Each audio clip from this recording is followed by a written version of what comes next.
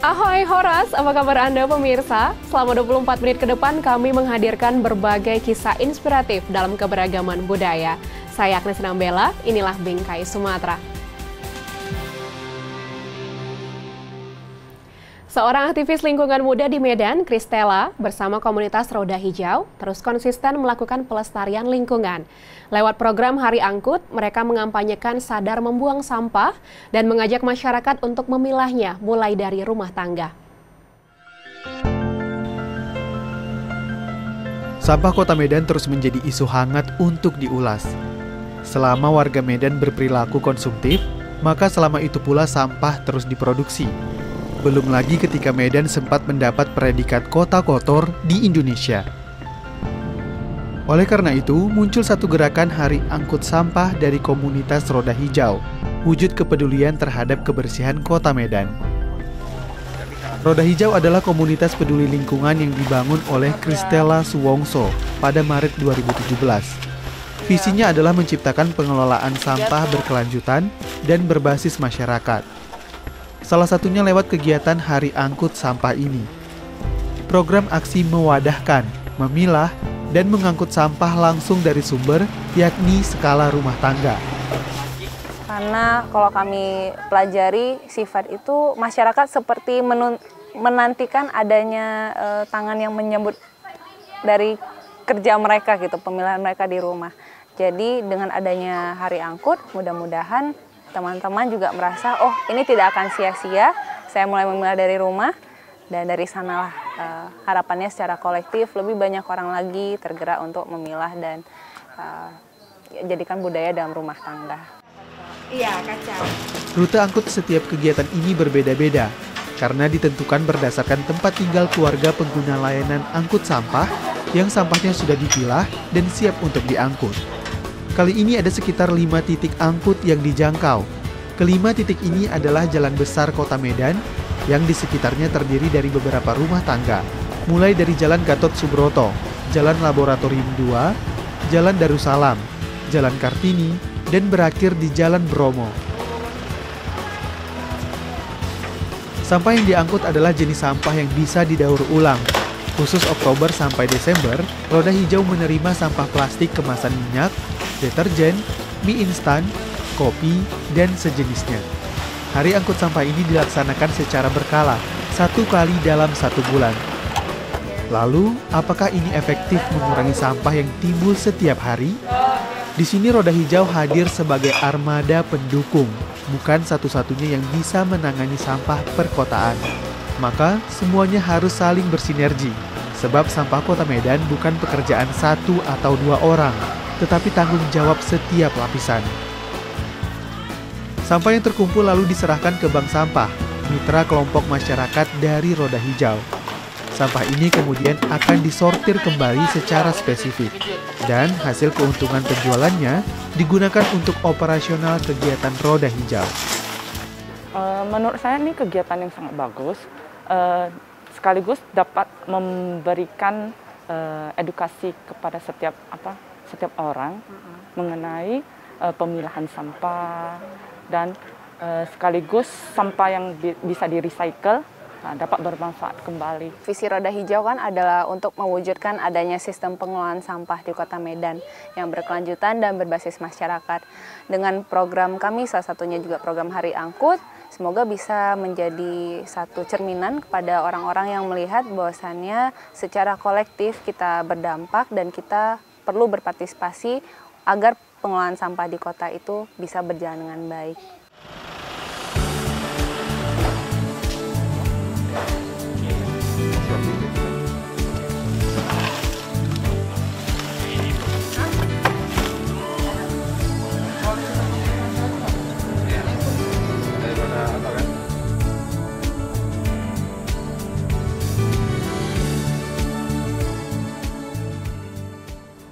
Memperingati 70 tahun hubungan diplomatik antara Indonesia dan Perancis, Lembaga Budaya Alliance Française di Medan mengadakan pameran kebudayaan dan seni yang melibatkan seniman Perancis dan lokal Medan.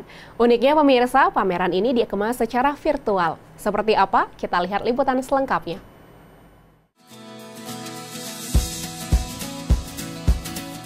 Tahun 2020 menjadi peringatan 70 tahun hubungan diplomatik antara Perancis dan Indonesia. Setiap tahun, Kedutaan Besar Perancis di Indonesia bersama jaringan Alliance Française Indonesia menggelar acara kebudayaan untuk mempererat tali silaturahmi antara kedua negara. November Numeric adalah nama perayaan tahun ini. Acara ini hadir dalam bentuk pameran warisan budaya yang dapat diikuti oleh masyarakat secara virtual. November Numeric diadakan secara nasional di 6 kota di Indonesia, termasuk Medan. Pameran ini menampilkan 2 seniman yang memberikan 2 pandangan berbeda mengenai warisan masa lalu. Gaetan Trovato, seniman asal Prancis, memanfaatkan arsip film-film tua lalu menggabungkannya menjadi potongan rekaman yang lebih baru. Pour l'événement Flux de mémoire, Arus Memory, on a créé une rencontre. On a invité 6 artistes indonésiennes et un artiste français, Gaetan Trovato, qui se sont justement interrogés sur nos traditions, notre héritage, ce que l'on était dans le passé, ce que l'on est et ce que l'on saura. Donc l'objectif, c'est que justement les artistes indonésiennes, ces 6 artistes, elles aient une analyse sur les traditions indonésiennes depuis leur point de vue, mais comme quelque chose de mouvant, qui n'est pas statique, qui est prompt à l'évolution et à la réflexion. D'où le titre Flux de mémoire, comme le fleuve et l'eau qui coule. Kami dari Museum Perkebunan Indonesia mendukung sepenuhnya tentang pameran yang dilaksanakan oleh Alliance Française kerjasama dengan Kedutaan Perancis di Indonesia gitu. Karena apa? Karena Museum Perkebunan ini juga merupakan bangunan heritage. Jadi tema pameran ini juga kaitannya berkaitan dengan heritage. Sementara seniman asal kota Medan, Evi Oftiana, mengangkat daun sirih sebagai warisan budaya Indonesia, khususnya dalam adat Melayu dan Karo. Bagi sebagian suku di Sumatera Utara, sirih merupakan alat komunikasi dalam upacara adat maupun dalam aktivitas sehari-hari masyarakat. Sirih menjadi simbol pertemuan, penghormatan, dan penerimaan. Namun kini di tengah modernitas, Evi melihat sirih semakin ditinggalkan dalam sebuah upacara adat tradisional. Evi kan aktivitas sehari-harinya ini motret di weddingan gitu. Jadi ada beberapa yang Evi jumpain etnis yang masih menggunakan sirih sebagai simbol penghargaan di prosesi adatnya, itu sudah digantikan dengan permen gitu. Nah, karena fenomena sosial itu, Evi langsung diskusi dengan kurator, kayaknya ini menarik gitu untuk kita ambil gitu. Tapi kita mengambil konteksnya adalah sirih, bukan serangkaian tepak sirih tersebut gitu. Kita mengambil fokus ke sirih gitu. Setelah kita kaji lagi, kita mencari sumber, riset, dan ternyata di Sumatera Utara ini, di ke-8 etnisnya itu menggunakan sirih sebagai tradisi, prosesi adat mereka semua. Bahkan aktivitas sehari-hari itu tidak jauh dari sirih gitu. Contohnya masyarakat Karo. Evi juga menggandeng musisi perempuan kota Medan, Rani Jambak, yang dikenal dengan karya musik kontemporer yang bertema pelestarian lingkungan. Rani memadukan unsur tradisional suku Melayu dan Karo dalam karya musiknya kali ini. Saya membuat karya yang berjudul Sirih Risih. Karena banyak dari kita menganggap sirih itu kayak risih dimakan, dikonsumsi pada zaman sekarang gitu. Padahal sebenarnya di balik itu ada banyak nilai-nilai filosofis, baik itu dari filosofis tumbuhan itu sendiri ataupun bagaimana orang-orang tua kita dahulu memfungsikan sirih ke dalam kehidupan mereka sehari-hari. Jadi menurut saya ya kita jangan risih lah dengan warisan yang diturunkan sama leluhur kita. At least kita bisa tahu dulu, pahami dulu, kemudian bisa kita tarik kesimpulan untuk diri kita apakah warisan itu bisa kita ambil atau tidak. Persahabatan 70 tahun Indonesia dan Perancis dirayakan dengan memaknai tradisi dan warisan budaya. Generasi muda diajak untuk kembali merenungkan seberapa penting melestarikan warisan budaya leluhur.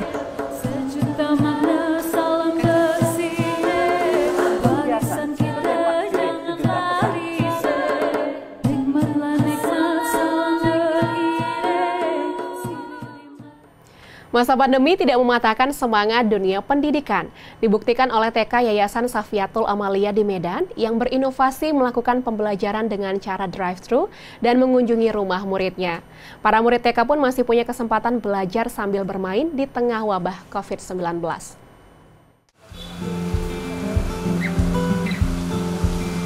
Sejak pandemi melanda bulan Maret lalu, instansi pendidikan mengubah sistem belajar tatap muka menjadi pembelajaran jarak jauh secara daring. Hampir setahun sudah kegiatan belajar model ini terus dijalankan. Kebosanan ini akhirnya membuat TK Yayasan Pendidikan Safiatul Amaliyah Medan menggelar kegiatan belajar dengan metode jalan tanpa turun, lantatur, atau akrab disebut belajar drive-thru. Belajar lantatur ini bertujuan mengobati kerinduan para siswa dengan para guru, temannya, serta segala hal yang menyangkut kegiatan sekolah. Sebab, belajar jarak jauh secara daring menghilangkan kesempatan bermain sambil belajar yang harusnya dilakukan oleh siswa TK. Proses kegiatan belajar lantatur ini dilaksanakan sebulan sekali secara tematik, jadi banyak variasi. Tema pada setiap pelaksanaannya sudah disusun dalam 1 tahun ajaran. Dan kali ini temanya adalah tentang kebutuhan. Lalu bagaimana dengan siswa yang tidak memiliki mobil? Nah, sebelumnya pihak sekolah sudah mendata siswanya lebih dulu. Dan dari 20-an siswa, semuanya memiliki mobil sebagai fasilitas pendukung belajar lantatur. Kalau efektif, ya sangat efektif. Karena bukan hanya sekedar kunjungan ke sekolah, tapi mereka juga melakukan proses pembelajaran, seperti proses pembelajaran yang tidak daring. Belajar dengan metode lantatur ini tidak hanya dianggap kreatif, tapi juga termasuk aman dilakukan di masa pandemi seperti saat ini. TK Safiatul Amalia sangat disiplin soal protokol COVID-19, memastikan tidak ada kontak fisik dengan siswa, dan memakai alat pelindung diri yang lengkap. Selanjutnya para guru menyambangi siswanya satu persatu di dalam mobil, lalu diakhiri dengan sesi berfoto ala siswa TK Safiatul Amalia. Nah, dengan adanya ini mungkin dia merasa happy lah begitu, jumpa lagi dengan miss-nya, jumpa lagi dengan teman-teman yang lain ya. Mudah-mudahan ya sangat bagus lah begitu.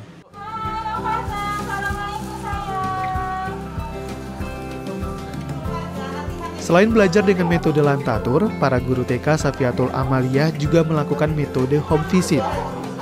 Pembelajaran ini dilakukan sebagai bentuk kontrol guru terhadap siswa yang selama ini terbatas akibat belajar jarak jauh via daring. Mengobati kerinduan anaknya terhadap miss-nya. Dan juga dengan kegiatan home visit ini dapat meningkatkan interaksi antara miss-nya dan anaknya. Dan miss-nya juga tahu sebagaimana perkembangannya selama ini, selama daring. Kreativitas membuat ulat tempat telur dan melukis. Tatap muka pasti, Mas. Nah, karena kan anak-anak ini kan masih namanya PAUD ya. Itu kalau dilakukan secara daring itu agak kesulitan karena harus ada pendampingan dari orang tua. Sementara orang tua sendiri kan bekerja. Beda dengan level jenjang pendidikan yang lebih tinggi, sudah bisa mandiri. Jadi memang lebih efektif, lebih bagus langsung pembelajaran dilakukan. Meski pandemi membatasi ruang gerak, namun tidak membatasi kreativitas untuk melakukan hal-hal baru. Belajar dari pandemi, maka belajar pula menciptakan inovasi.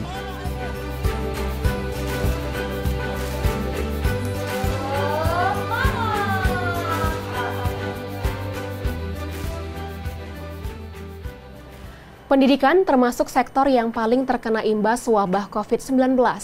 Semula kegiatan belajar yang dilakukan tatap muka kini diubah menjadi pembelajaran jarak jauh sejak Maret lalu sampai sekarang. Kebijakan ini pun jadi dilema bagi dunia pendidikan Indonesia, termasuk di Kota Medan. Sejumlah survei bahkan mengatakan tingkat pencapaian akademik siswa mulai dipertanyakan. Nah, kita lihat kondisi pendidikan masa pandemik di Kota Medan dalam segmen Sekitar Kita.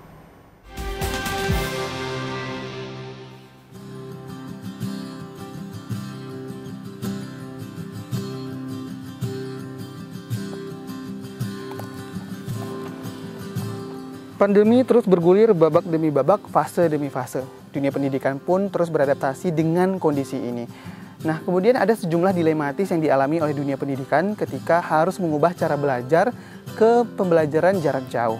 Nah, kemudian juga di pergantian tahun kali ini kembali mengalami kegalauan. Apakah harus bertahan dengan cara seperti ini atau justru sudah siap untuk bertatap muka?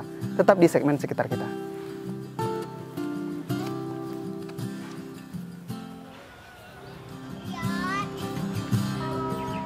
Saiful Mujani Research and Consulting (SMRC) pada Agustus 2020 merilis data 92% peserta didik mengalami masalah terkait pembelajaran dalam jaringan atau daring. Survei ini dilakukan pada pelajar usia 17 tahun ke atas. Merangkum laman Sahabat Keluarga Kemendikbud, UNICEF menyatakan sebanyak 66% dari 60 juta siswa dari berbagai jenjang pendidikan di 34 provinsi di Indonesia mengaku tidak nyaman belajar dari rumah. Survei dari Save the Children Indonesia serta Wahana Visi Indonesia tentang pembelajaran jarak jauh (PJJ) juga menyatakan kualitas PJJ belum meningkat dari April sampai Juli 2020. Sejumlah survei data ini jadi alarm bagi dunia pendidikan. Dari survei tersebut, gambaran umum permasalahannya adalah siswa kesulitan memahami materi ajar yang dijelaskan guru dan terbebani dengan tugas yang banyak. Siswa ataupun guru tidak dilengkapi fasilitas dan akses pendukung untuk belajar daring. Keterbatasan bimbingan guru dan orang tua. Dan terakhir, minimnya literasi digital. Sebagai kota yang berstatus zona merah, melalui surat edaran, pemerintah Kota Medan terpaksa harus ikut memberlakukan PJJ sejak pertengahan Maret. Dilematis memang. Untuk alasan kesehatan, klaster pendidikan harus berhenti memutus rantai penularan COVID-19. Tapi di sisi lain, dunia pendidikan juga harus berkorban dengan menjalankan PJJ. Salah satu masalah pendidikan di Kota Medan berpusat pada munculnya tingkat kebosanan atau stres pada siswa dan orang tua. Siswa dibebani dengan tugas yang banyak, sedangkan orang tua terbebani karena harus mengambil peran guru. Hal ini dikarenakan belum semua sekolah menerapkan kurikulum darurat yang bobotnya lebih longgar dibandingkan kurikulum nasional dan lokal. Selain itu, akses fasilitas HP, jaringan internet, dan bantuan dana kuota internet yang belum maksimal. Iya, saya kira pertama mapping lah ya, karena itu menghasilkan data ya. Pertama mapping itu mapping gurunya. Guru usia itu dengan pendidikannya berpengaruh itu. Itu dari segi pendidikan dia, pendidikan guru tanpa teknologi kah atau pendidikan guru yang sudah dilengkapi dengan teknologi. Belakangan ini kan guru-guru juga sudah dibekali IT ya kan. Baru langkah kedua mapping sarana. Nah, mapping sarana itu apakah guru punya Android semua? Ya, apakah siswa punya Android semua? Apakah orang tua bisa diedukasi melalui meeting Zoom atau melalui sosialisasi dengan betul-betul lain? Di mapping dulu. Setelah dapat ini, baru dilakukan kebijakan lagi. Agak sulit juga, Bang. Yang pertama itu materi yang pembelajarannya kurang masuk karena kan dijelasi secara online, biasanya kan dijelasi secara langsung. Terus yang kedua kadang mau juga jaringannya itu nggak stabil. Terus tambah lagi kan HP-nya itu kan kongsi, nggak pakai pribadi. Biasa sama kongsi sama siapa? Sama adik. Proses belajar tatap muka memang lebih unggul secara kualitas emosional antara siswa dan guru. Secara psikologis, ini mengalahkan belajar dengan metode PJJ. Di sisi lain, PJJ justru menuntut kreativitas guru, mengasah ilmu pedagogik guru, dan meningkatkan literasi digital pendidikan Kota Medan. Harapan saya, kalau seandainya pun pandemi masih ada, kita sebagai lembaga pendidikan harus melakukan inovasi pembelajaran agar anak-anak tidak bosan. Pandemi belum juga usai. Semester pendidikan terus berganti. Berbeda pada babak awal kemunculan pandemi. Langkah yang diambil berdasarkan kepanikan dan kecemasan. Kini kasus-kasus COVID-19 mulai ditekan. Masyarakat Medan mulai paham dan disiplin dengan protokol kesehatan. Pertanyaannya, apakah dunia pendidikan Medan sudah siap menjalankan kegiatan belajar dengan bertatap muka? Boleh aja sudah sekarang luring, tapi harus menerapkan prokes itu secara mantap. Itu ada izin orang tua. ya, orang tua sudah sepakat. Daerah itu tidak daerah yang secara pandemik meningkat infeksiannya. Sudah itu lagi harus benar-benar berdasarkan ketetapan pimpinan daerahnya. Pimpinan daerahnya, wali kotanya, ya kan, bupatinya atau gubernurnya. Sehingga dia punya pertanggungjawaban bersama. Kalau mereka mengatakan betul-betul Medan sudah aman, ya kan, sudah disurvei mereka, sudah lakukan penelitian, sudah lihatnya statistik dari terinfeksian itu melandai atau menghilang. Ya saya kira luring bisa dijalankan. Tapi kalau yang itu tadi belum dilakukan, saya menyarankan daring aja dulu. Saya rasakan ya, kami dari Dinas Pendidikan Kota Medan berdasarkan evaluasi, ya ini sudah cukup ya efektif lah belajar daring ini. Tapi dengan catatan efektif belajar daring tidaklah seefektif belajar tatap muka sebelum COVID, ya itu perlu digarisbawahi. Dinyatakan Pak Menteri memang ya sekolah boleh dibuka di 2021.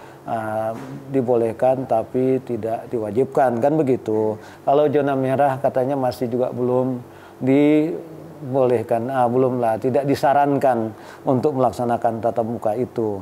Nah itu, jadi makanya ya namun begitu pun kami tetap menghimbau kepada pihak sekolah yang kami naungi di Kota Medan ini tetap terus untuk menyiapkanlah kesiapan untuk itu dari segi protokol kesehatannya.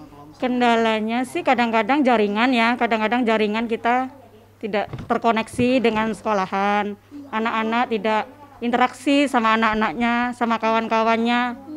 Dan kejenuhan, terutama kejenuhan sudah melanda nih kalau anak-anak sekolah online terus. Bulan Januari 2021, pemerintah merencanakan untuk melakukan pembelajaran tatap muka secara langsung di sekolah.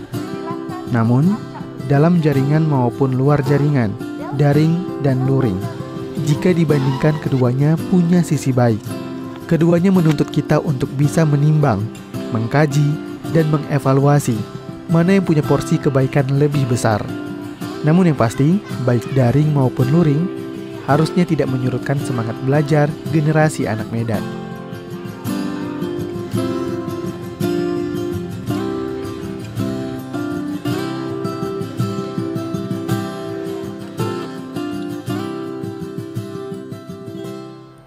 Sekian program Bingkai Sumatera, saya Agnes Nambela pamit, jaga diri Anda dengan menerapkan protokol kesehatan dan tetap semangat menyebarkan kebaikan. Sampai jumpa.